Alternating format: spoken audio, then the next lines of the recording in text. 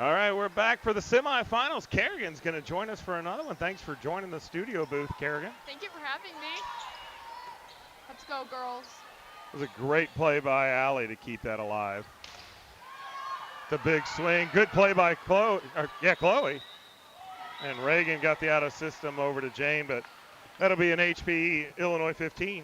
So we're up against the HP Illinois team the HP team from Illinois. This is their national team. Okay.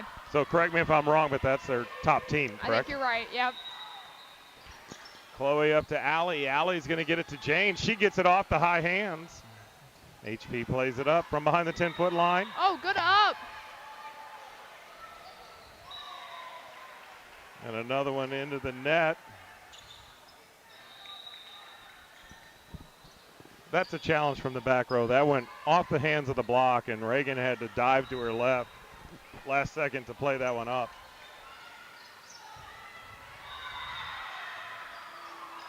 Chloe to Allie. Allie pushes it to Jane. She goes around the block. Blocked at the net, nicely by Cam. Great dig by Chloe.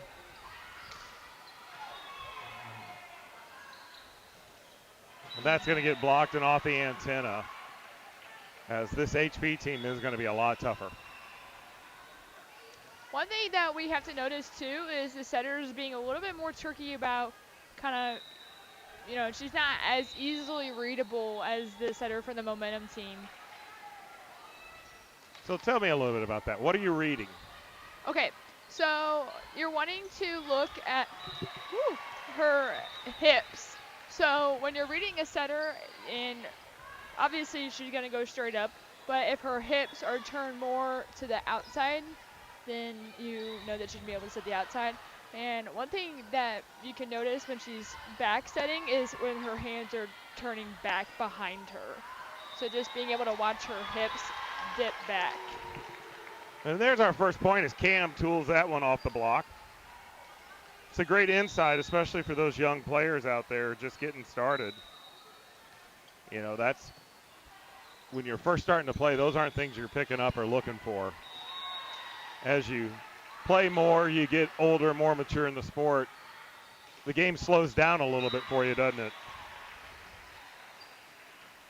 Does the game slow down a little bit for you? Yes, yeah. To where it's almost in slower motion. You can see these things, pick up on them.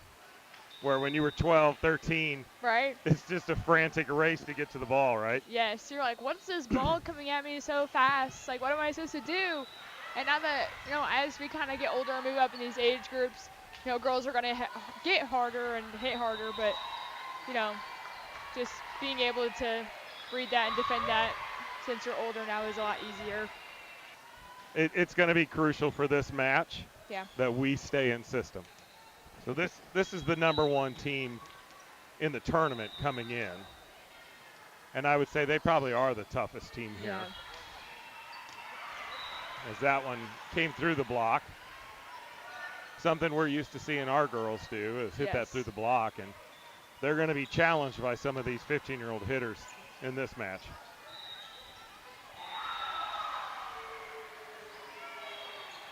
Greta fights that one off. Jane's going to give it back to her. She'll send it cross court. Push back to the right side. Ow. That's going to go long. That doesn't look like your average 15-year-old girl over there on the right side, does it? No. She's got a pretty strong swing on her. She does. And that's another thing with our blockers that we need to make sure that we're doing is using our core and really pressing up and over the net with our big hands.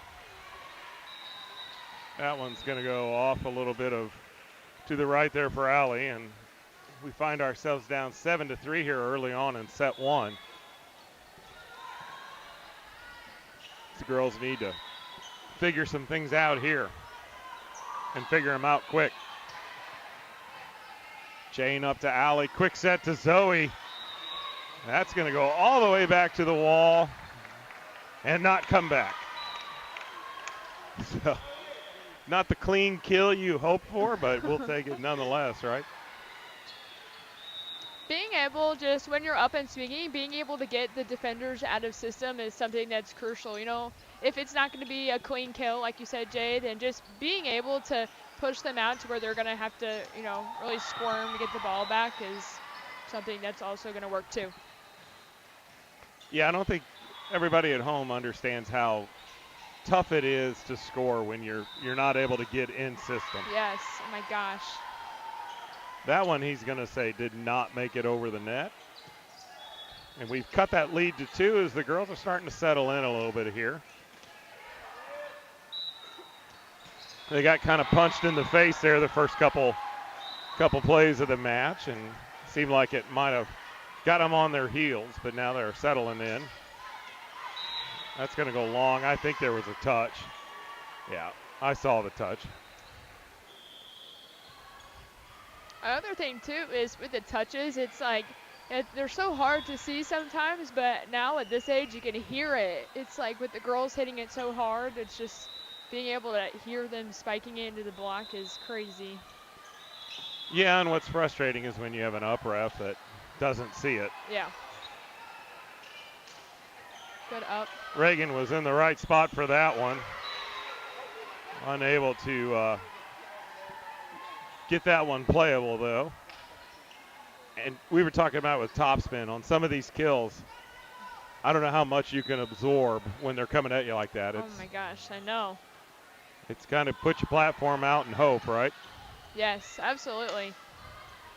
And you know, one thing that I noticed was when we were up in Kansas City watching the college championship or just on ESPN, you know, a lot of the times they have radar guns there and they measure how fast that ball is really coming at